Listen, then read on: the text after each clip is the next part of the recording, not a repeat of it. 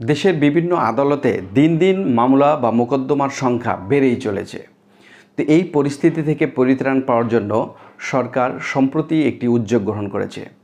একটি গেজেটের মাধ্যমে জানানো হয়েছে যে 9 ধরনের মামলা বা মোকদ্দমা আপনি সরাসরি এখন আর আদালতে করতে পারবেন না। এই 9 ধরনের মামলা বা মোকদ্দমার জন্য আপনাকে প্রথমে লিগ্যাল এইডের সহায়তা গ্রহণ করতে হবে। আপনারা জানেন লিগ্যাল এইড হচ্ছে একটি আইন সহায়তা কেন্দ্র। তো এই আইন সহায়তা কেন্দ্রের মাধ্যমে যদি আপনি আপনার সমস্যার সমাধান পেয়ে যান তাহলে সেখানেই সমাধান হয়ে যাবে।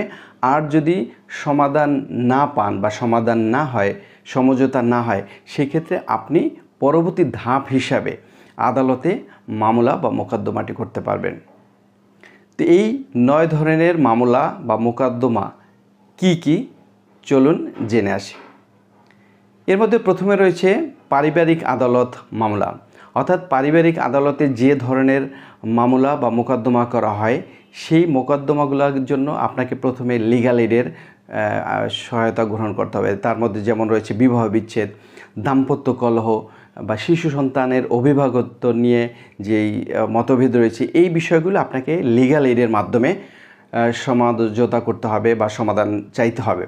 যদি সেখান থেকে সমাধান না হয় তবেই আপনাকে যে আদালত রয়েছে সেই সংশ্লিষ্ট আদালতে আপনি মামলাটি করতে পারবেন। এরপর হচ্ছে চেকের মামলা বা যেটা বলে এনআই অ্যাক্ট। এই এনআই অ্যাক্টের আওতায় যদি আপনার যেই চেকের মামলাটি রয়েছে সেটি যদি 5 লক্ষ টাকার নিচে হয় তাহলে আপনাকে অবশ্যই সেই লিগ্যাল এইডের মাধ্যমে যেতে হবে। লিগ্যাল এইডে সেখানে বিষয়টি সমঝোতা না হলে দেন আপনি আদালতে মোকদ্দমা করতে পারবেন।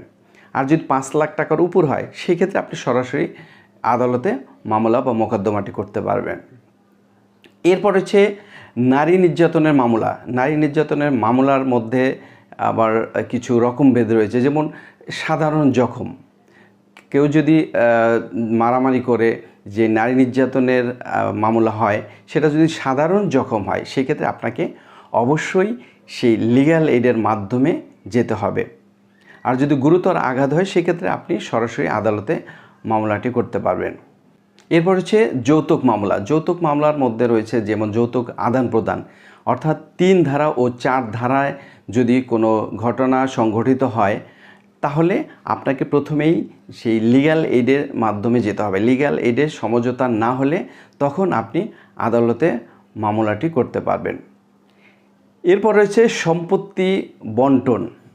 যে সম্পত্তি বন্টন সংক্রান্ত কোনো মোকদ্দমা থাকে সেক্ষেত্রে আপনাকে প্রথমেই যেতে হবে এই লিগ্যাল এইড অফিসে। লিগ্যাল এইডের মাধ্যমে সমঝোতা না হলে তখন আপনি আদালতে মামলাটি বা মোকদ্দমাটি করতে পারবেন।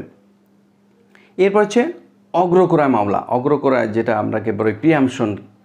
প্রিয়াম্পশন হচ্ছে আপনার জমির পাশের জমি যেটা আপনি হয়তো কিনতে চাচ্ছেন কিন্তু আপনার কাছে বিক্রি না করে অন্য একজনের কাছে বিক্রি করে দিল, সেক্ষেত্রে কিন্তু আইনগতভাবে আপনার একটা অধিকার প্রাপ্ত হবেন। অর্থাৎ আপনি পরবর্তীতে এই বিষয়টি কেনার আগ্রহ প্রকাশ করতে পারবেন।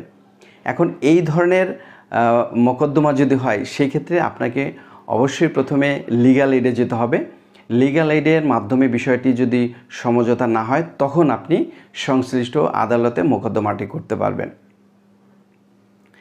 এরপর রয়েছে পিতামাতার ভরণ পোষণ সংক্রান্ত মামলা, অর্থাৎ মাতার যেই ভরণ পোষণের মোকদ্দমা রয়েছে এই বিষয়টি যদি আপনি প্রথমে প্রতিকার পেতে চান অবশ্যই এই লিগ্যাল এইডের মাধ্যমে যেতে হবে। লিগ্যাল এইডের সমাধান না হলে তখন আপনি এই আদালতে মামলাটি করতে পারবেন।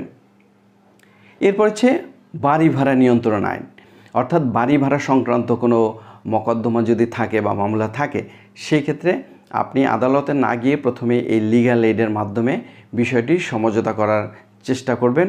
যদি সেখানে না হয় তখন আপনি আদালতে গিয়ে মামলাটি করতে পারবেন। তো এই 9 ধরনের মামলা কিন্তু আগে সরাসরি আদালতে করা যেত। এখন এই গেজেট প্রকাশের পরে আপনি কিন্তু সরাসরি এই 9 ধরনের মামলা আদালতে করতে পারবেন না।